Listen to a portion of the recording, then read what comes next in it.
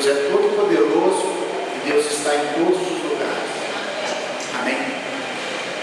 Porém, Deus só age aonde Ele chamar. Deus pode ir em todos os lugares, mas Ele vai aonde as pessoas querem a presença dEle.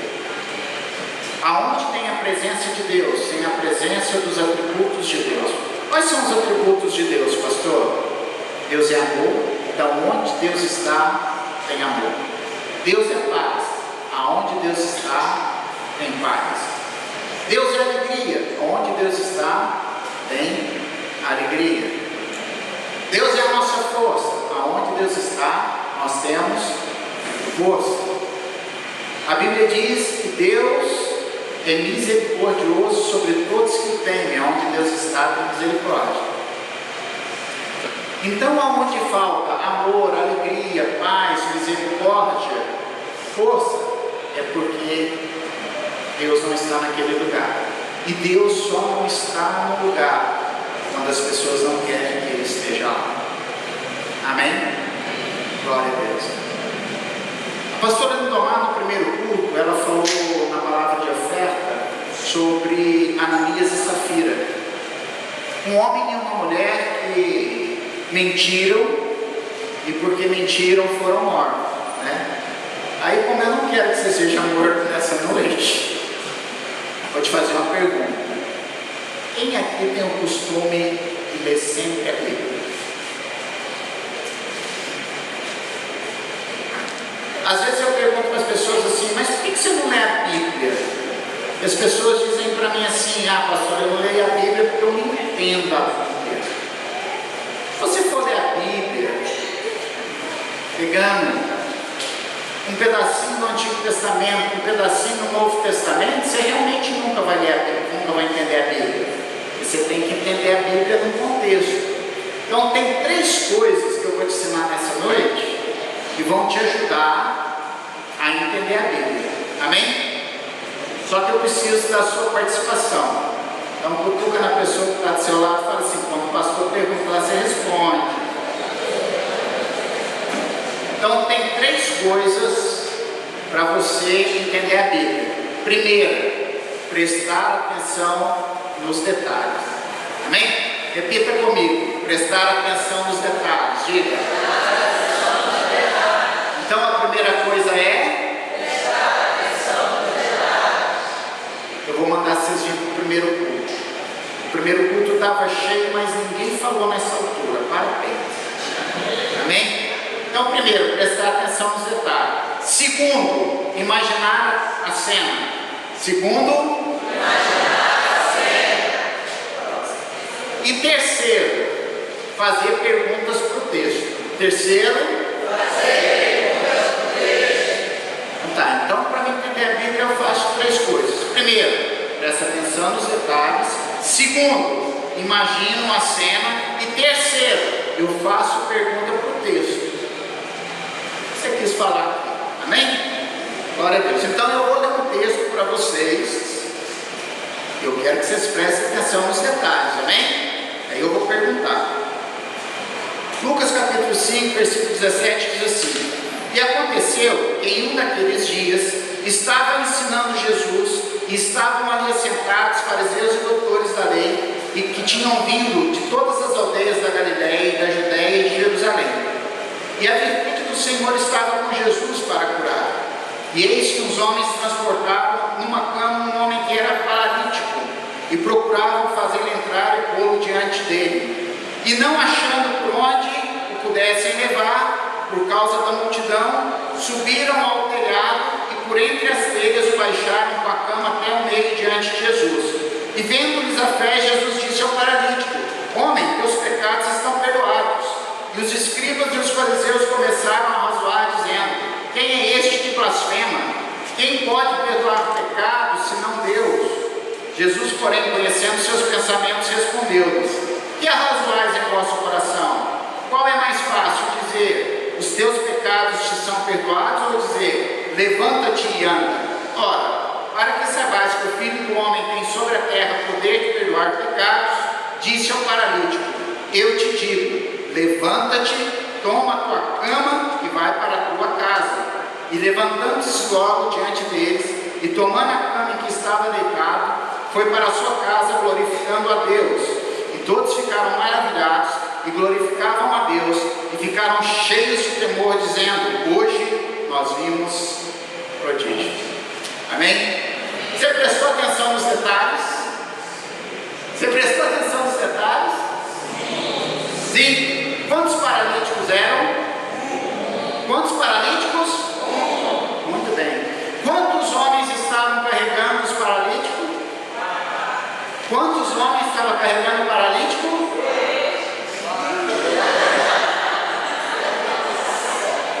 Quantos homens carregaram o paralítico? Quantos homens?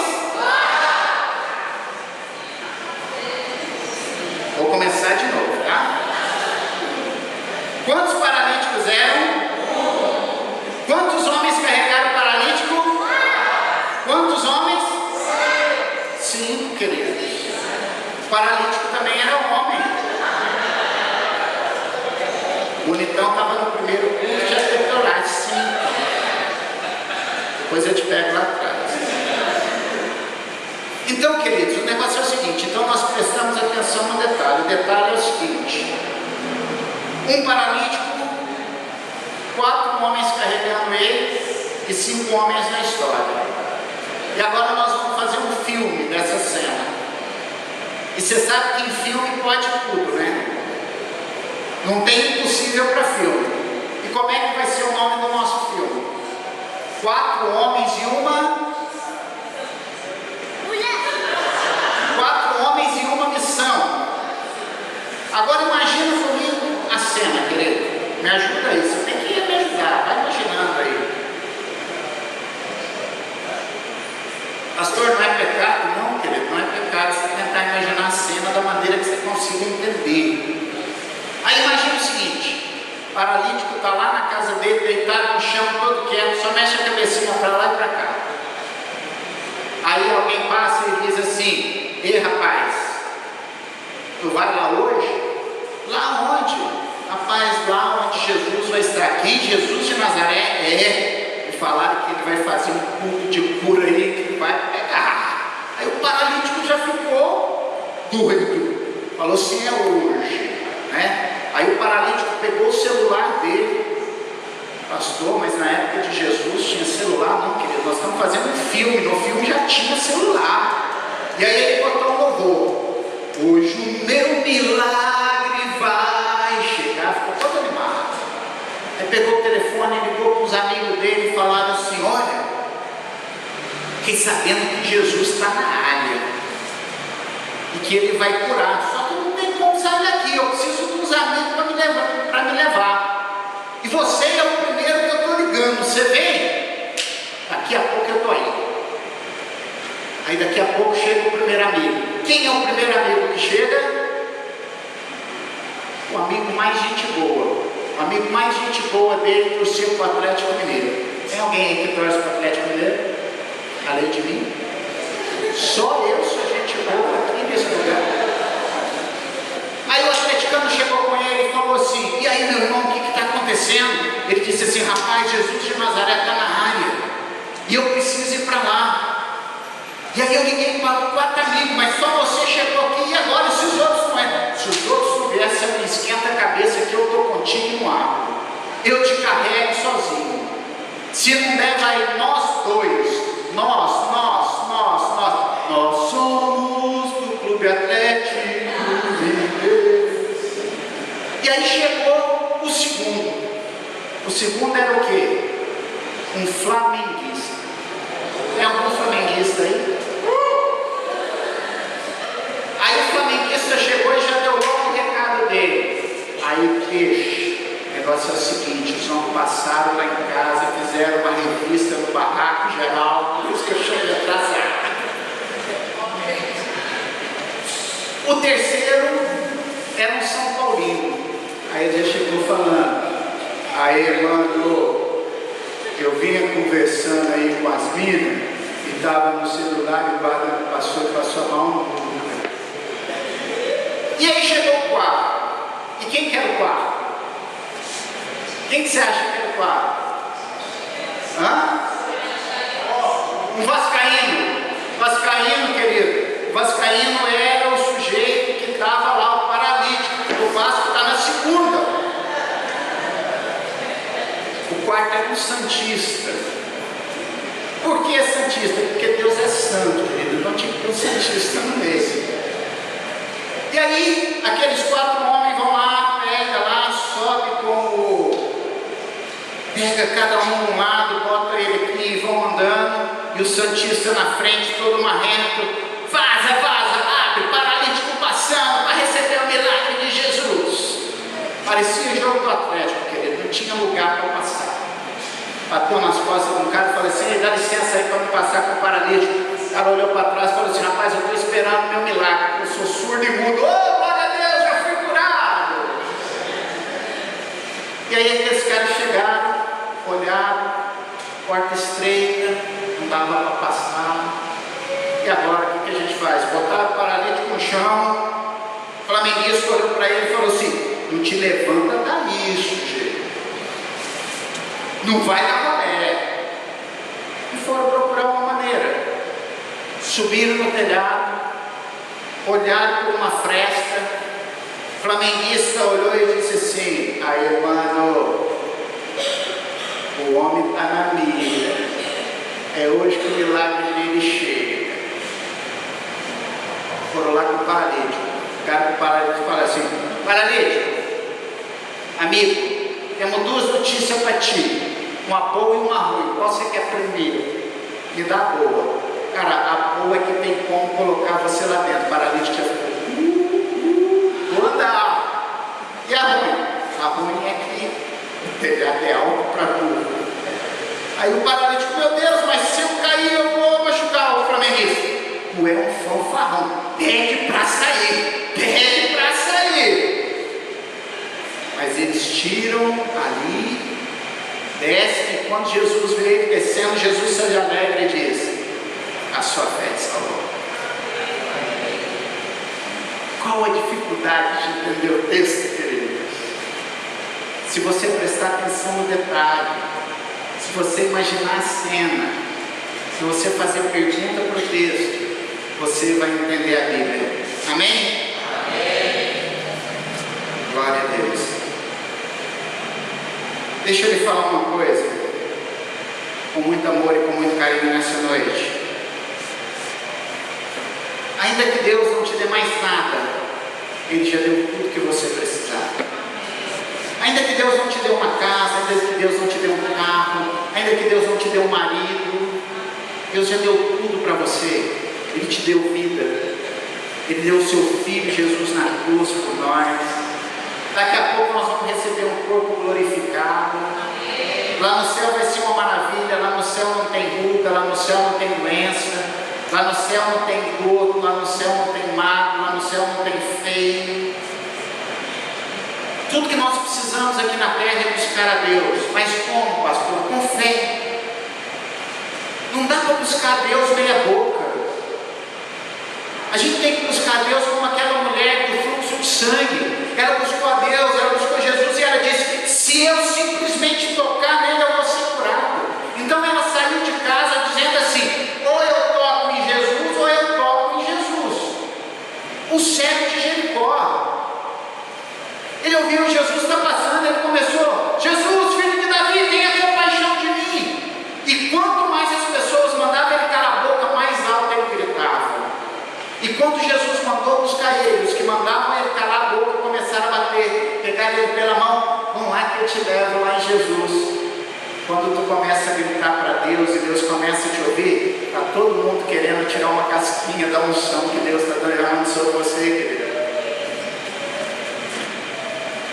Jesus olhou para Simão, o Pedro. O nome Simão significa caniço. O que é o caniço?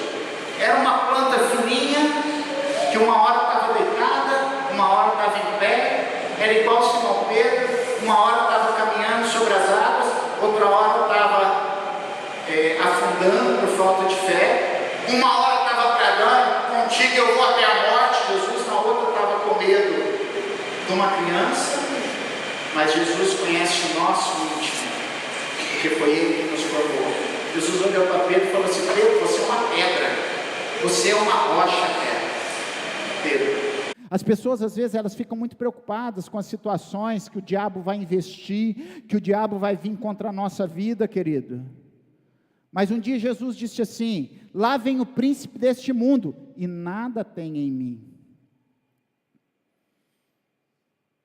Quando o diabo não tem nada em nós, é porque nós estamos cheios do Espírito Santo de Deus. As pessoas olham para nós e falam assim: rapaz, tu é esquisito, parece que você não é desse mundo. A gente não é mesmo, nós somos extraterrestres. Nós viemos do céu. Sabe, querido, quem está trabalhando na obra de Deus e começa a sentir cansaço, é porque está trabalhando na carne, porque o Espírito não se cansa. Tem gente que fica muito preocupado com o diabo, né? A Bíblia diz que em Jesus nós somos mais do que vencedores. Aliás, tem uma piadinha que diz que um cara treinou um papagaio para pregar o Evangelho. E aí ele começou a ir nas igrejas e falar assim: ó, quer uma apresentação do meu papagaio prega o Evangelho. Aí o pastor falou assim: vou dar uma oportunidade para esse papagaio. Aí botou o papagaio em cima do púlpito, aí o papagaio andava para um lado, para o outro, não falava nada. E o treinador começou a ficar bravo, né? Aí o povo esperando, o papagaio falou, aí o treinador chegou para ele e disse assim: papagaio, se tu não pregar, eu vou arrancar as suas penas todinhas. O papagaio virou para a turma e falou assim: meu povo, vamos começar a orar, porque o diabo já quer se levantar contra mim. Sabe, querido, eu não quero mais falar sobre avivamento, eu quero escrever sobre avivamento. A igreja precisa fazer diferença nesse tempo mau, sabe?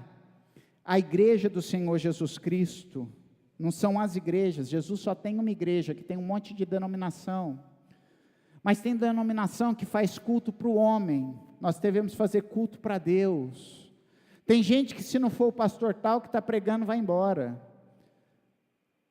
Não, queridos, o culto é para Deus, Deus é o Senhor. Abra sua Bíblia no livro de Gênesis, capítulo 2, Gênesis é o primeiro livro da Bíblia.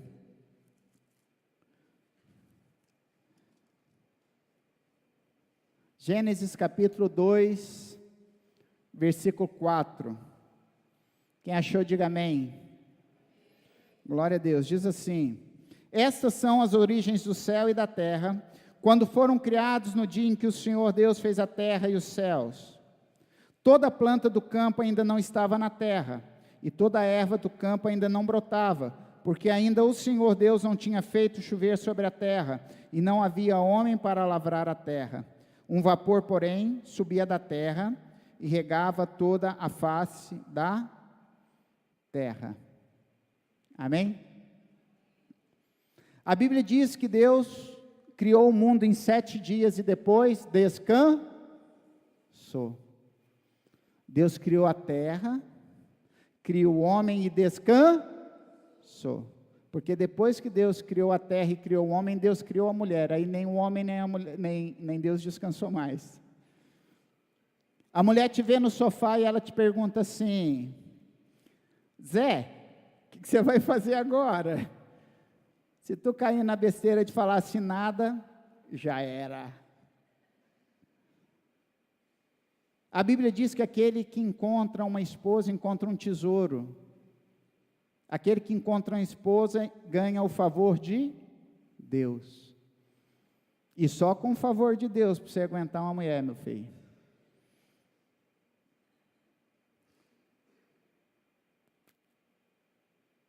Homens e mulheres são diferentes, sim ou não? Você acha que sim ou não? Sabe por quê? O homem é um armário cheio de gaveta. E a mulher é um armário com uma gaveta só. O homem não consegue fazer 2 coisas ao mesmo tempo. Se ele vai para o trabalho, ele abre a gaveta do trabalho e deixa ela aberta. Quando ele vai voltar para casa, ele fecha a gaveta do trabalho e abre a gaveta voltar para casa. A mulher não, a mulher abre a gaveta dela e todos os assuntos ficam abertos ali o dia inteiro. O homem não dá conta de fazer duas coisas ao mesmo tempo, mas a mulher dá. A mulher levanta de manhã, aí ela vai escovar os dentes, aí ela já pega a escova, bota a pasta dental, vai passando para escovar os dentes, já pega o leite do menino, coloca para esquentar para fazer o Nescau, vai lá, escova o dente, volta, faz o Nescau, está dando uma madeira para um, amarrando o cadarço do outro, né? E isso o homem está sentado na mesa, e o homem vira e fala assim: meu bem, frita um ovo para mim pôr no pão. E aí a mulher vai lá e frita o ovo. E aí ele comete o maior erro da vida dele. Ele vira para ela e fala assim: tanto tempo de casado, até hoje você não aprendeu a fritar ovo para mim. Aí ele comete o segundo maior erro da vida dele. Ele diz assim: vou ter que pedir a minha mãe para te ensinar. E aí o que acontece, querido? O homem vai para o trabalho, abre a gaveta trabalhar e fecha a gaveta do café da manhã. Mas a mulher está com a gaveta dela lá aberta e só está lembrando: quer dizer que eu não sei fritar ovo? Quer dizer que a minha sogra querida é melhor do que eu? Mas deixa, hoje de noite ele vai chegar querendo e eu não vou fazer não. Eu pego ele hoje de noite. E aí quando é de noite, o marido chega em casa, mas a gaveta do café da manhã já está fechada. Ele já nem lembra que ele tomou café da manhã mais. E aí ele chega para ela e diz assim: e aí, meu bem, como nós estamos hoje? E ela diz assim: eu estou muito chateada contigo. Aí ele olha para ela e diz assim: mas o que eu fiz? E querida, acredite, ele não sabe o que ele fez. O cabeção não lembra mais do ovo. E aí a mulher vira para ele e diz assim: tu lembra que você falou que eu não sei fritar ovo? E aí ele faz a maior besteira de todas do dia inteiro. Ele diz assim: mas meu bem, por causa dessa besteirinha você está com raiva? Deixa eu contar uma coisa para você, queridos. Homem e mulheres são muito diferentes. O homem não presta atenção nessas pequenas coisas. A pastora Débora diz assim para mim: eu gostaria muito que as mulheres fossem iguais aos homens, porque os homens não têm frescura, os homens não têm coisinha, eles fizeram, se arrumam ali e pronto. A mulher fica remoendo, ela vai pegando aquele monte de coisinha, colocando dentro da gavetinha dela e de repente, puf, explode para todo lado. Homem é diferente de mulher, querido. Os homens, eles trabalham com objetivos. Exemplo, mulher chega e diz assim: meu bem, me leva ali rapidinho. É assim que vocês falam? Sim ou não? Meu bem, me leva ali rapidinho. Aí a gente já olha no relógio e faz o cálculo. Bom, ela quer ir na Marisa, daqui em casa na Marisa é 10 minutos, ela vai gastar uma meia hora para comprar alguma coisa? Não, vou fazer o seguinte, meia hora é pouco, vou dar 1 hora, né, dobrar o tempo. Então, no máximo, em 1h20 eu estou de volta em casa. É assim que o homem pensa. Mas a mulher, quando ela entra no carro, quando você sai, ela diz assim: meu amor, aproveitando que é caminho, dá uma paradinha na costureira para mim. Aí da costureira ela pede para comprar um produto para cabelo. Depois ela quer comprar esmalte. Aí ela entra no shopping, aí ela consegue entrar em 30 lojas e não comprar nada. E homem, quando vai na loja, ele já sabe o que ele vai comprar, mais ou menos aonde está, quanto custa. Às vezes ele não quer nem esperar embrulhar, bota numa sacola que eu quero ir embora.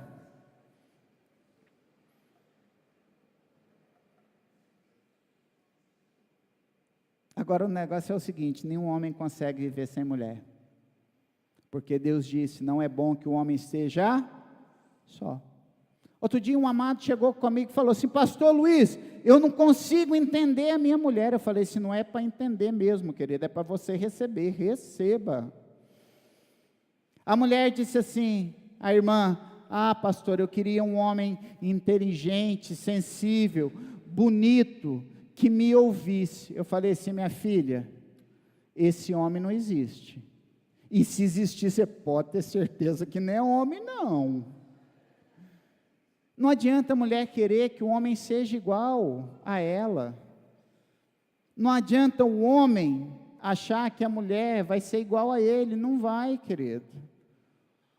Tem uns homens que ainda acham assim: ah, eu acho que a minha mulher veio com defeito de fabricação, vou trocar ela. Primeiro, Deus proíbe trocar a mulher. Deus abomina o divórcio. Segundo, querido, que é o único lugar que você troca a velha pela nova, e a nova é muito pior do que a velha. No mundo diz assim: a melhor marca que tem é nova. Querida, a novinha vai pegar, tirar todo o seu dinheiro e depois vai lhe dar um chute.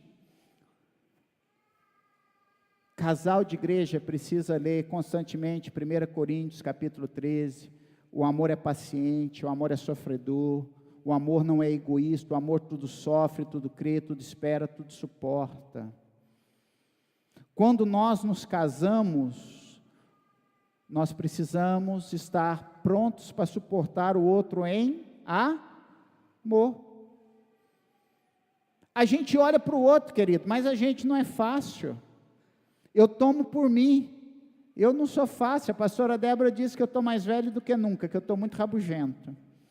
E o pior é que eu sei que ela tem razão.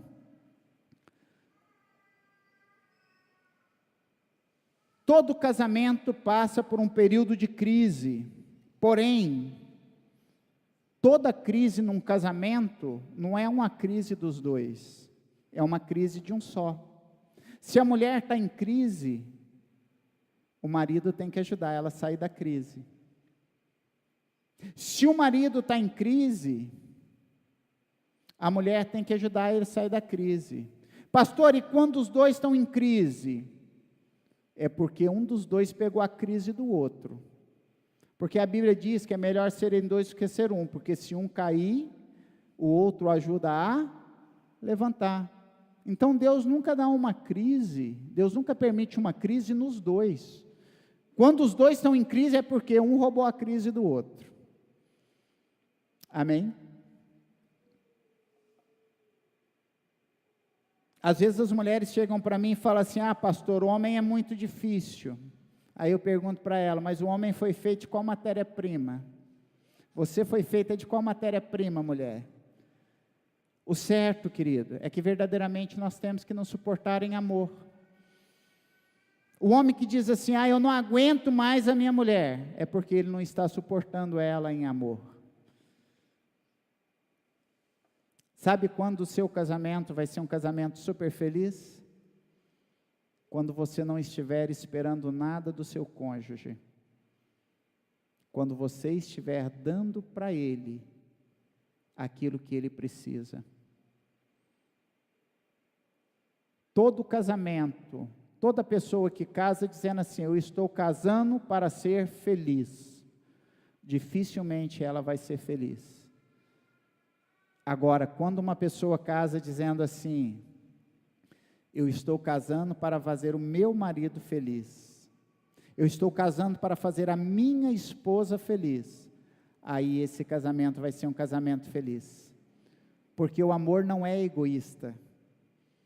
Se eu falar assim: eu amo você, por que você me ama? Ah, porque você faz comida gostosa para mim. No dia que não fizer comida gostosa, você vai deixar de amar. Então, na realidade, você não amava. Você estava interessado na comida dela. Amém? A Bíblia diz que o amor jamais acaba. Por que você está separando? Ah, porque o amor acabou. Não, a Bíblia diz que o amor jamais acaba. Se a sua desculpa é porque o amor acabou, é porque você nunca amou. Amém? Sabia que Deus nunca responde às suas perguntas? mas Deus sempre responde às suas respostas. A gente pede a Deus, Deus age na minha vida, Deus não age na nossa vida, Deus reage na nossa vida. Deus reage quando nós oramos, quando nós estamos pedindo a Ele. Deus não pode agir sem que haja, por parte do homem, uma autorização para agir na terra. Deus estabeleceu uma lei, Deus disse assim: vou fazer a terra e o homem vai dominar a terra. Salmo 8,5 diz: contudo, pouco menor o fizeste do que os anjos, e de glória e de honra o coroaste. Deus nos criou um pouco menor do que os anjos, mas Ele nos deu uma coroa de glória, e essa coroa que Ele deu para nós, foi para que a gente domine a terra. Adão participou da criação do mundo. Como, pastor? Adão deu nome a todos os animais, e o nome continua até hoje. Adão deu um pedaço da costela para Deus fazer a Eva. A nossa vida não começa, querido, no ventre da nossa mãe, a nossa vida começa em Deus. Em Efésios capítulo 1, versículo 4, a Bíblia diz assim, que Deus nos elegeu nele antes da fundação do mundo, para que fôssemos santos e irrepreensíveis diante dele em amor. Deus nos elegeu, querido. Pastor, se Deus nos elegeu, porque tanta gente sofre? Se Deus nos elegeu, porque tanta gente vai para o inferno? Semana passada eu falei sobre isso. Porque Deus te elegeu, mas você aceitou a eleição de Deus? Deus está elegendo pessoas, mas tem pessoas que estão dizendo assim, não, eu renuncio a essa eleição. Tem muita gente dentro da igreja, querido, sofrendo, mendigando espiritualmente. E quando você chega e você fala para ela, olha, Deus não te fez para você ser assim. Aí ela faz aquela cara de gato de botas e diz assim, é porque eu fui rejeitado pelo meu pai, eu fui rejeitado pela minha mãe. Querida, eu não quero diminuir a dor que você pode ter sentido por você ter sido rejeitado, mas antes que a tua mãe, antes que o teu pai te rejeitasse, Deus te desejou. E se Deus é primeiro lugar na sua vida, o amor dele é muito maior do que o amor de qualquer mãe ou de qualquer pai. E às vezes Deus está dizendo para você, deixa eu te abraçar, deixa eu te curar, e você está falando assim, não, o Senhor eu não quero, eu quero aquele ali. Querido, Deus tem cura para nós todos os dias. Jeremias capítulo 31, versículo 3, a Bíblia diz que Deus nos amou com amor eterno. Ele te amou primeiro, querido. Deus estava explicando a Bíblia para Nicodemos. Nicodemos pediu, Senhor, como é que eu entro no reino dos céus? Jesus virou para ele e falou, Nicodemos, para você entrar no reino dos céus, você precisa nascer de novo. Nicodemos virou para ele e falou assim, Deus, como é que eu vou entrar na barriga da minha mãe de novo? Jesus olhou para ele e falou assim, ô cabeção, entende, você tem que nascer de Deus de novo. Por que, pastor, nasceu de Deus? Porque Deus nos forma no ventre da nossa mãe, e coloca dentro de nós, o amor por Ele. Mas às vezes ao longo da vida essa pessoa rejeita Deus, e quando ela rejeita Deus, ela está em pecado, e a Bíblia diz que quando nós estamos em pecado, nós estamos mortos, por isso nós temos que nascer de novo no amor de Deus. Quem está entendendo, diga amém. Deus não responde, querido, às nossas perguntas, Deus responde de acordo com as nossas respostas. Deus diz assim, se o meu povo que se chama pelo meu nome, se humilhar e orar e se converter dos seus maus caminhos, então eu ouvirei do céu, perdoarei os seus pecados e sararei a sua terra. E às vezes a gente fica perguntando, Deus, até quando o Brasil vai estar nessa situação? E Deus não vai responder essa pergunta, Deus vai responder a nossa resposta. Qual que é a nossa resposta? Orarmos para que o Brasil saia dessa situação. Às vezes a mãe chega e diz assim, ai meu Deus, o meu filho está nas drogas, o meu filho está no álcool, Deus, quando o Senhor vai tirar ele desse lugar? Deus não vai te responder essa pergunta, Deus está esperando a sua resposta de oração por esse filho. Ai meu Deus, meu filho está enrabichado por uma piriguete aí, que vive traindo ele, e agora ele quer casar com ela.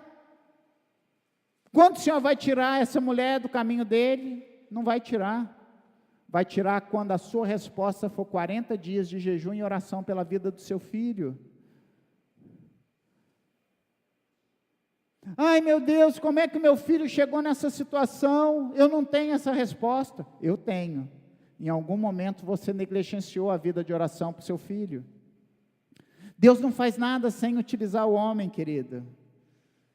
Olha só o texto que nós lemos, não tinha ainda planta na terra, por quê? Porque não tinha o homem para cuidar dela. Os planos são de Deus, mas quem vai fazer o trabalho somos nós, porque Ele deu o domínio da terra para nós, queridos. Tudo que Deus faz é para você. Diga para a pessoa que está do seu lado assim, tudo que Deus fez é para você. Você sabe a única coisa que Deus fez para ele? Você. Agora, tudo que existe no mundo, Deus fez para você.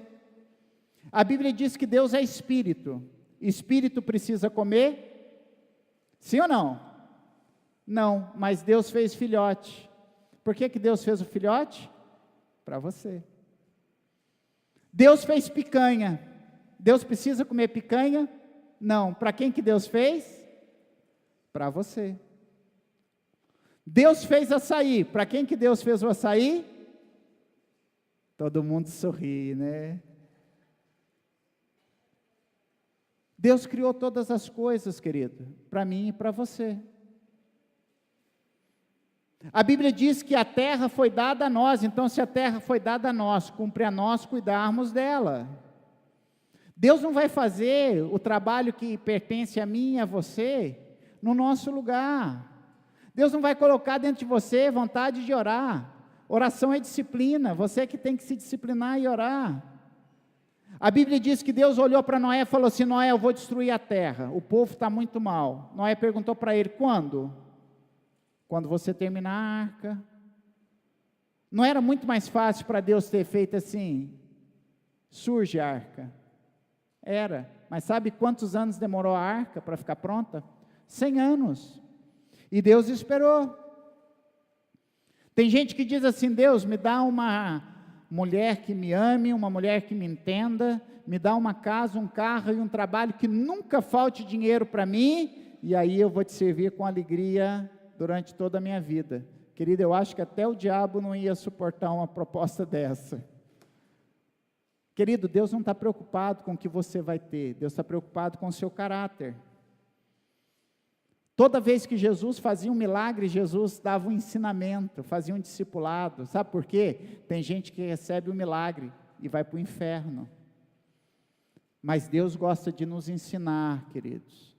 A Bíblia diz que Jó foi um homem que sofreu muito, mas que depois do sofrimento dele, ele teve tudo dobrado na sua vida. Mas a Bíblia não diz que Jó fez uma oração agradecendo a Deus porque tinha recebido em dobro. A oração de Jó foi, Senhor, eu te conhecia de te ouvir falar, mas agora os meus olhos te veem.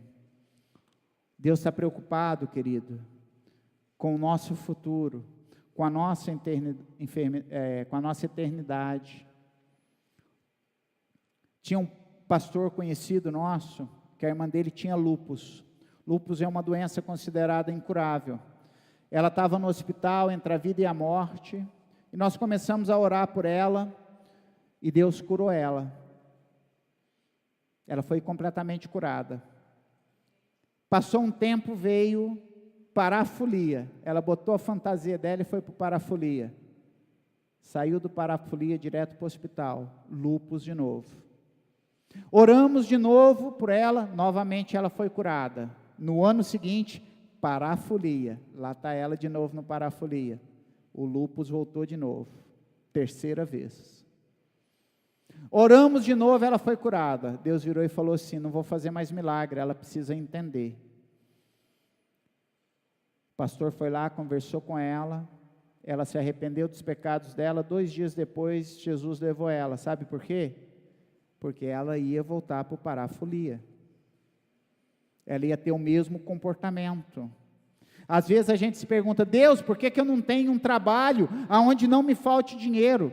Porque Deus sabe que é melhor você ter tesouro no céu do que ter tesouro na terra. Talvez se Ele te der muito dinheiro na terra, você vai esquecer do céu e você vai direto para o inferno, querido.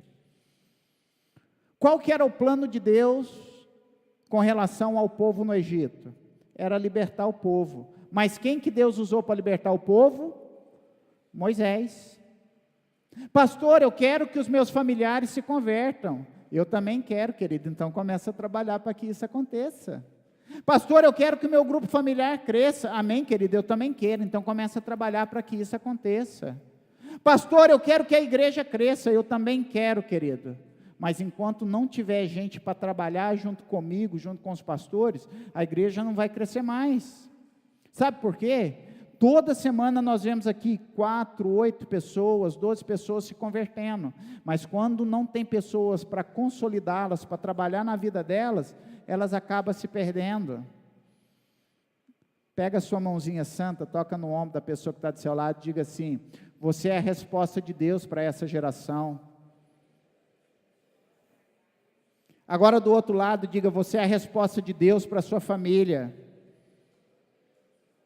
Agora chacoalha ele e diz assim: acorda e trabalha, querido.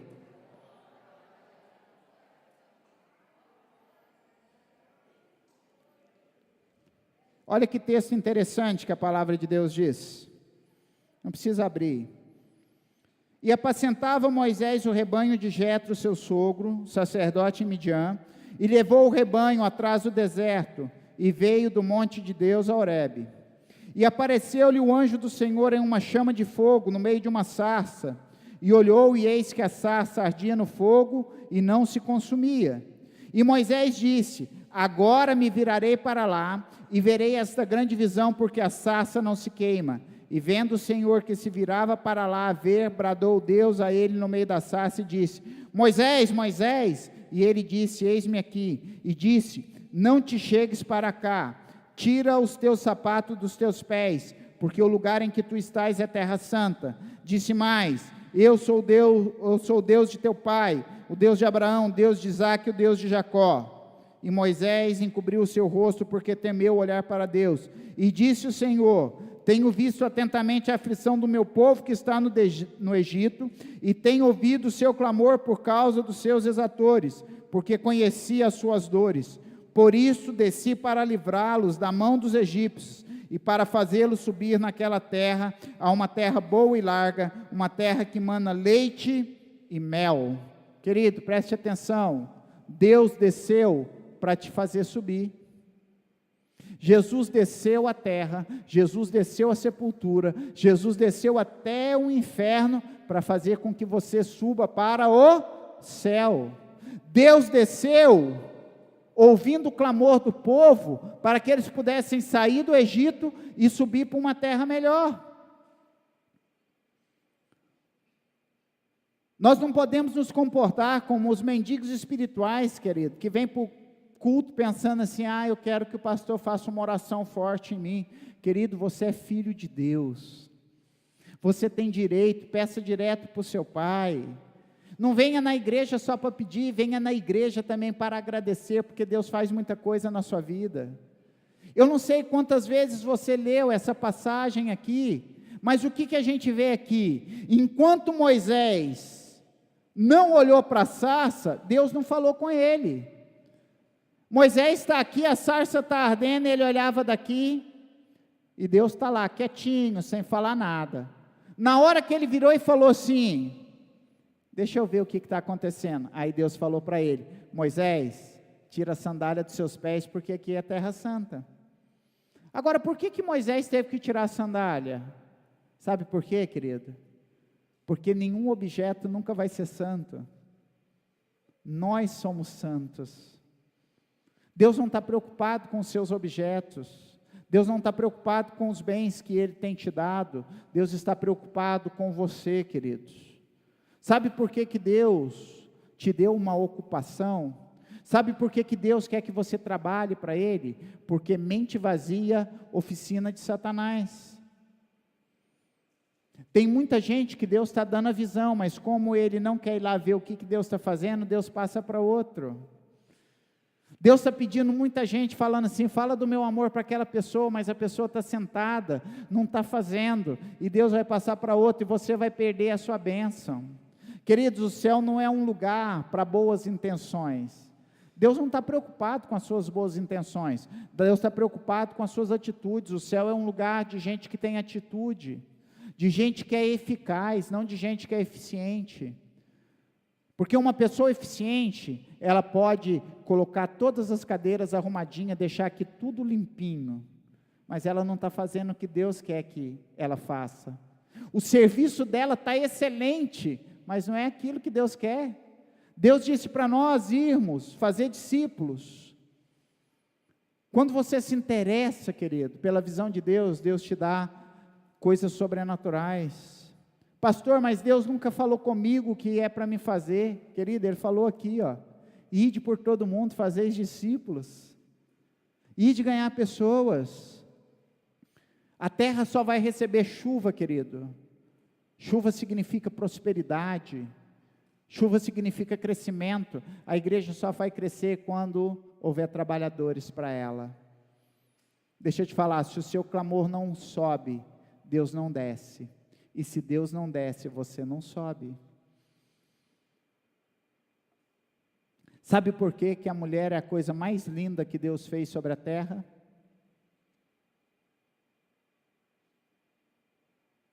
Porque nós homens participamos da confecção dela. Jesus disse assim, olha, os campos estão brancos, mas tem pouco trabalhador. Rogai ao Pai, para que Ele mande mais trabalhadores para a seara. Deus te chamou aqui nessa noite para falar que você é um pai de multidão, que você é uma mãe de multidão. Queridos, Macapá está precisando urgentemente de pessoas que se disponham a falar do amor de Jesus.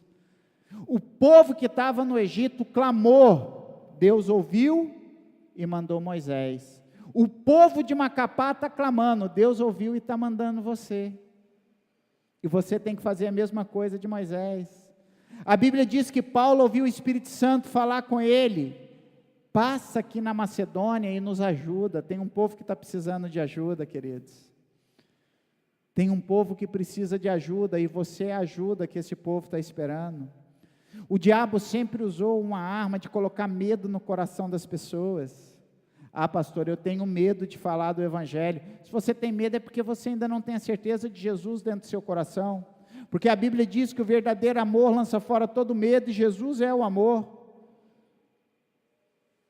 Deus está buscando uma geração indignada contra o pecado, uma geração que vai ser notícia de avivamento.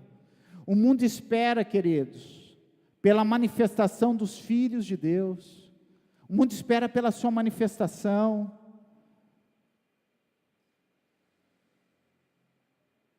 Tem gente que vem na igreja esperando as bênçãos de Deus, mas a Bíblia diz que Deus já te abençoou com toda sorte de bênção nas regiões celestiais. Deus te chamou, Deus te capacitou, queridos. Ah, pastor, eu não sei o que eu vou falar. Jesus disse para os discípulos assim, não fica preocupado com o que você vai falar, porque na hora que for preciso, o meu Espírito fala por você.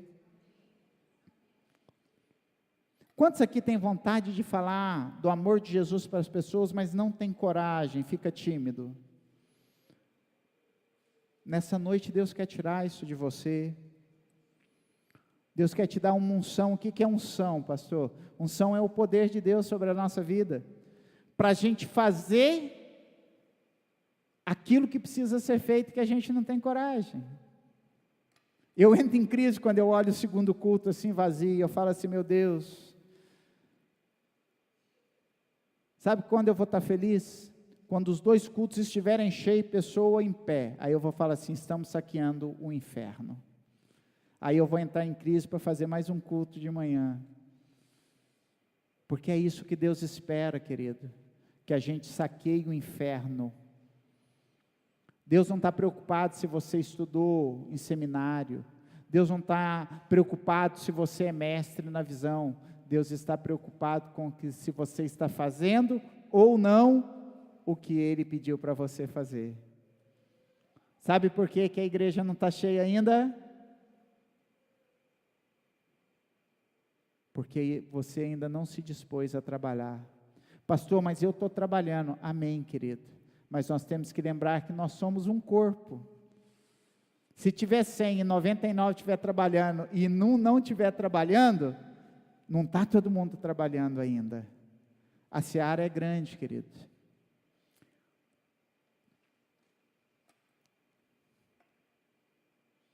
Deus está para derramar uma coisa muito grande no nosso meio, querido.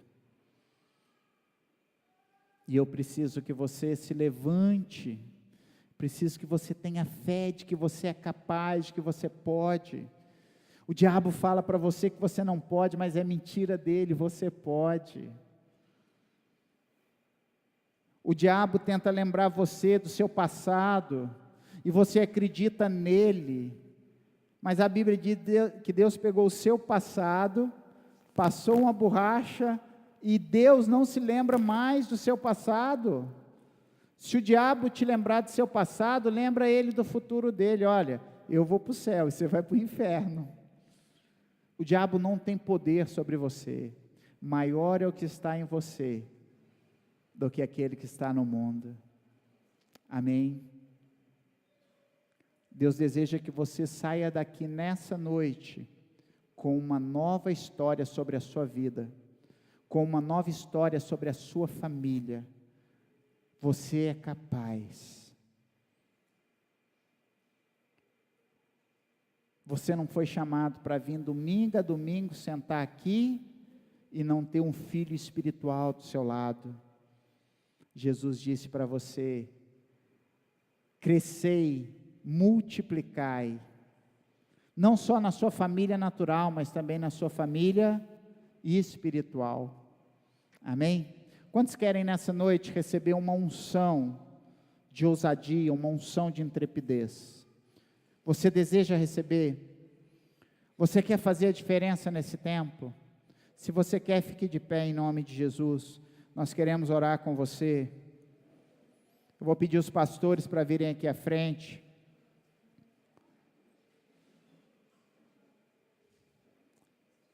E se você deseja receber essa unção, eu vou te pedir que você venha à frente. Os pastores só vão tocar na sua cabeça. Eu vou estar orando e eu vou estar pedindo a Deus para derramar sobre a sua vida essa unção.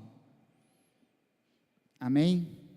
Se você deseja essa unção, saia do seu lugar e venha aqui à frente. Se você deseja fazer a diferença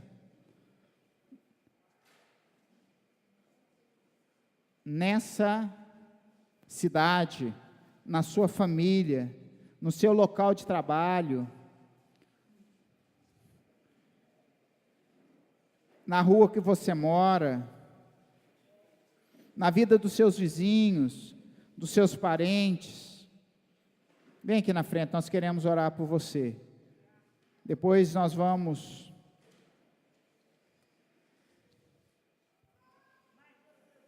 pedir a Deus para que seja derramado sobre a sua casa essa unção, amém? Pode orar, pastores.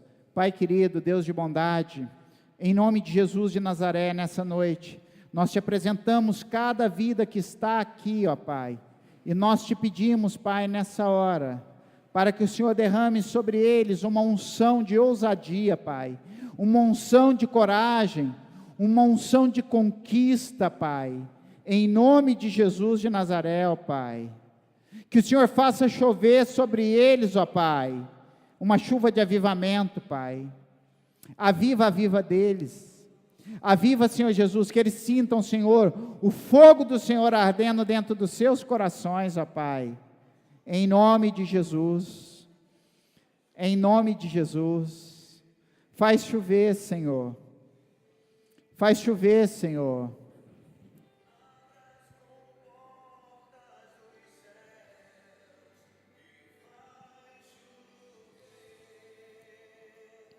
faz chover,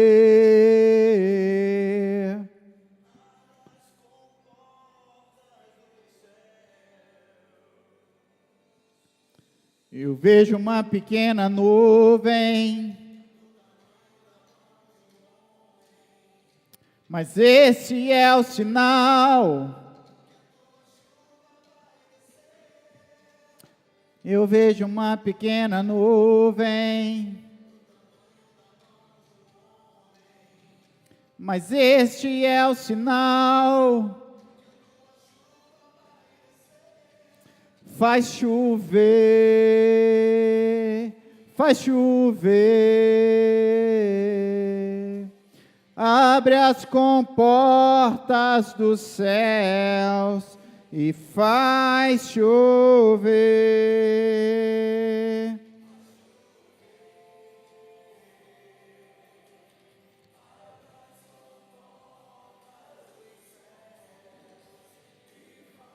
Chover,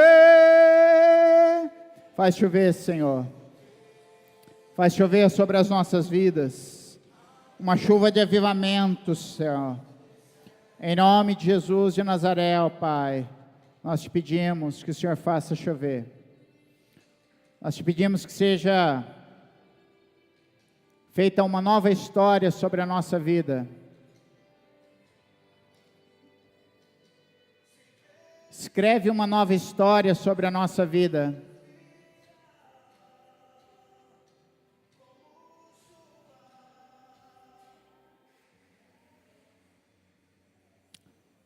Você crê que Deus está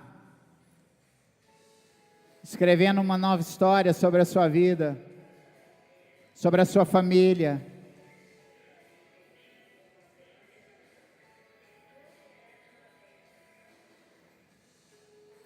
Sai de sua tenda, ó filho meu, te mostrarei as estrelas do céu.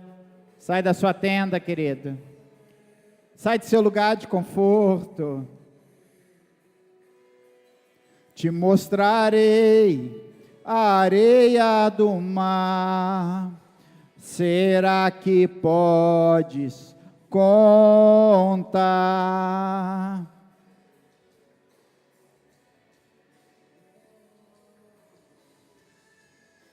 Será que podes imaginar tudo aquilo que sonhei para ti, filho meu?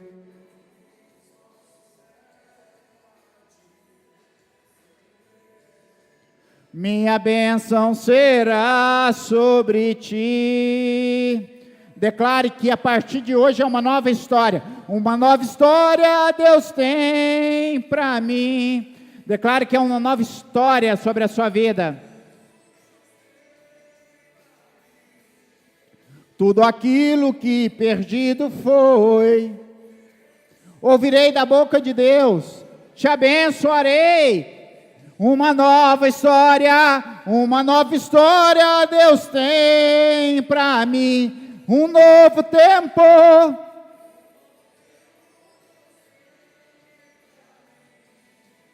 Tudo aquilo que perdido foi, te abençoarei. Te abençoarei. Quantos creem que Deus está escrevendo uma nova história sobre a sua vida nessa noite?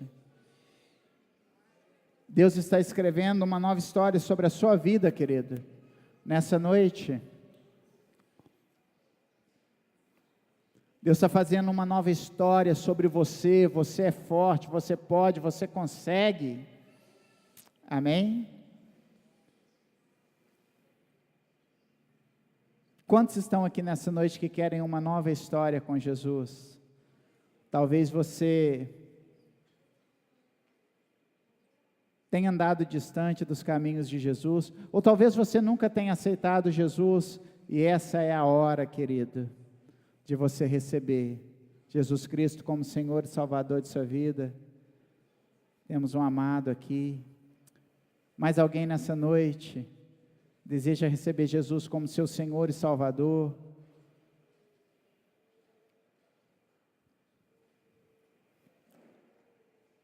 Ou voltar à casa do Senhor? Essa é a hora que você pode fazer isso, amém? Como é que é teu nome, meu amado? Ramon. Ramon, repita comigo, diga assim: Senhor Jesus, eu creio que Tu és o Filho de Deus, o meu único e suficiente Salvador. Perdoa os meus pecados e escreve o meu nome no livro da vida. Amém. Glória a Deus. Você acaba de tomar a melhor decisão da sua vida. Nada na sua vida vai ser melhor do que isso. Uma nova história começa sobre a sua vida hoje. E uma história onde você não vai mais andar sozinho. Porque a Bíblia diz que nós nascemos criaturas de Deus.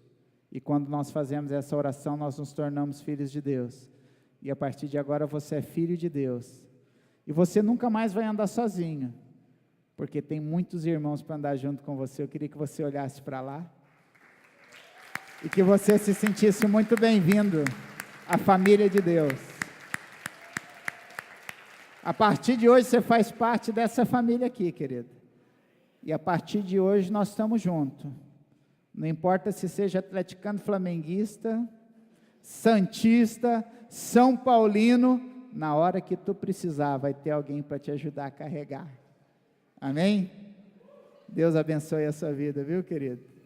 Amém, meus amados?